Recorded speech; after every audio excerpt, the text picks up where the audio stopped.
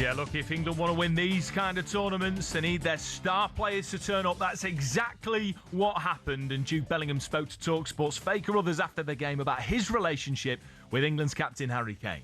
I think I've built a good relationship with Harry over the last 4 or 5 years, especially after Qatar, playing so close together. And yeah, it's an honour to play with him. For me, he's the best England player of all time. He's the one who showed up more than anyone, more than any England player. And so it's quite easy to play with him, in all honesty. He's at a level at the minute that's just incredible. You don't doubt him at all in terms of whether he's involved, whether he's not. He's going to make a difference in the game, and he did again today. Jude Bellingham speaking to talkSPORT about that important relationship he's building up with Harry Kane. It came up huge for England last night, and I'm delighted to say, to get more reaction to England, we're joined by the legend that is Harry Redknapp. Harry, good morning, sir. How are you doing? Hi, Harry. Good morning, lads. How are you? Yeah, good, Harry. Well. Harry, I wanted to ask you first because Jude there is talking about relationship. He played a slightly deeper role yesterday, but he still managed to do the things as a driving midfielder, which, people like Frank Lampard were great at doing, of joining the forward. Yeah, Harry, can you hear me? Sorry, Tom. Yeah, I was just saying that how, that type of... Because I felt Jude played a little bit deeper yesterday, but he could still do the driving forward and getting in that box, which is way more common years gone by, of getting that midfielder into danger areas. And yet, I thought it worked really well with Harry Kane yesterday on that, keeping Harry higher as well. Yeah, I mean, they've got a good relationship, good understanding, the two of them. And Bellingham, he's a top player. I mean, he really is a fantastic talent. We're very lucky, obviously, to have him and Harry. What a partnership they are. So, I think we're very reliant on them two. And certainly, as you say, he can drop deep. He can do. He's an all-round player. He can absolutely do everything, can't he? So, and obviously popping up a game with vital goals like he has done in World Cups for us so far is so important.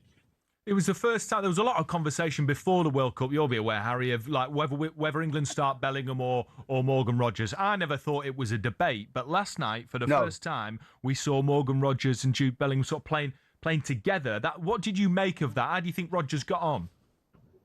Yeah, I think there's no reason they can't play together. I think people often talk about partnerships. Oh, they can't play together. I don't know why. I mean, we had it over the years, didn't we? Lampard and Gerrard, they can't play together. I mean, why couldn't they have played together? They both had absolutely every attribute that you could want as a footballer. It was, a case of balancing up with someone, maybe sitting someone in between the pair of them. And it's the same with them. Why can't they play together? They're both, look at them. What specimens they are, great physique, strength, power, ability. They've got everything. So I wouldn't see it as any problem. If you wanted to have a change and play them together at some stage, it would be possible. Yeah, and I'd add into that. I mean, you mentioned Harry. I mean, I find it astounding how Harry's improved so much in all the years, and he's been a great player for a long time, Harry. Oh, amazing. But he's, going to Bayern and then seeing him, the type of player he is now, he seems every dimension of his game is just so much more improved. Everything about him, he's just a complete all-round footballer. How his game, as you say, has gone on, back to the early days. What an example he's been to any young footballer. I loaned, I played in a golf day recently with Barry Hearn, and I loaned him out to Orient, with Andros Townsend and Stephen Corker. The three of them went to Leighton Orient way back very early in his career. And Barry spoke recently at a function I went to, and he said, if you'd have asked me, I'd have said, yeah, Stephen Corker could make it. Andros Townsend could go back to Tottenham and play, but Harry Kane, no, he'll never be good enough to play for Tottenham. I mean, how he has progressed and worked and trained every day on the training ground. He'd be out there practicing, wanting to be a player. He's just he's never a problem with him. He's such a great person, player. He's just got everything. He's been amazing how hard he's worked and how what he's achieved. On the performance generally, Harry, look, it wasn't exactly exhilarating, but they got the job done.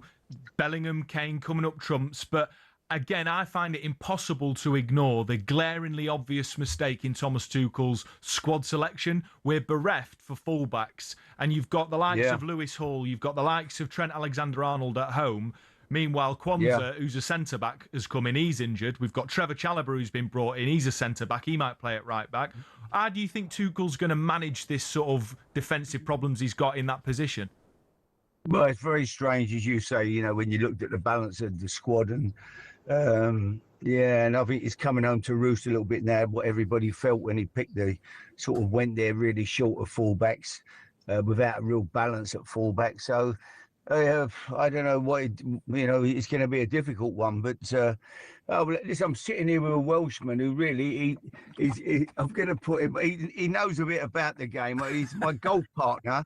We're just going to play golf here, Tony, and he beats me every time. But Tony Pulis. Oh, right. Listen. The only thing I've watched the England games. The only thing that worries me at times is they look very, very open to counter attack. The only thing that's worrying they might win it. I've got my fingers crossed. They might play against a decent team soon. Oh well, Tony, that's the issue, isn't it? And same for Harry. Like, you know, this is the group phase. You're out and they've won it, which everybody expects. But when you get to knockout stage, you don't get a second chance. No, they've got a fantastic squad of players. You know, I think I'll be very, very surprised if they don't go really deep into the competition. Tony, you know, I've got to ask you while you're there, mate. You know, your Stoke team were known for being so defensively organised and upsetting teams all the time. It looks like England are really struggling against that low block. Do you think that's going to be a problem later on in the tournament, or do you think that's less likely as teams naturally get better? I really do believe the wide players are so important to England. They've got 4 really top-class wide players. And if you're going to play deep and the one thing that would frighten you all the time is leg beaters, people who can take individuals out of the game. And then that opens the space up. If they didn't have people wide who could take people on and beat people or open the door, then I'd be worried. But I don't think they need to worry too much about that. Cool, we're getting a double fee here, aren't we? Mystery guest. Who's in Harry's passenger seat? It's only Tony Pulis. Listen, we go off and play golf early in the mornings all the time, and he does beat me on a regular basis. I don't know. He takes 3 golf balls off me every time. We play for 3 golf balls, and I think he's about 1,000 golf balls up. I give them all to my grandchildren. No. Oh, look, it's great having you both on, and hopefully, Tony, the Welsh can get there next time when they have maybe 64 teams at the World Cup. Yeah, thanks for that vote of confidence. Hey, look, Harry Redknapp, Tony Pulis, go enjoy your 18 holes. We've loved that mystery guest, buy one, get one free on a weekend breakfast show. Have a good one, fellas. Cheers, Have boys. a good day, lads. Well done. Bye. Brilliant stuff. 2 Premier League legends. We knew we were getting Harry Redknapp. We knew that he couldn't jump on the Zoom because he was on his way to play golf. We didn't know that Tony Pulis was listening for 5-10 minutes before he jumped on. Absolute top. Do you know what makes me laugh? And this is so Harry, when he said, I'm with a fella there, this Welsh fella, and he knows a little bit about football.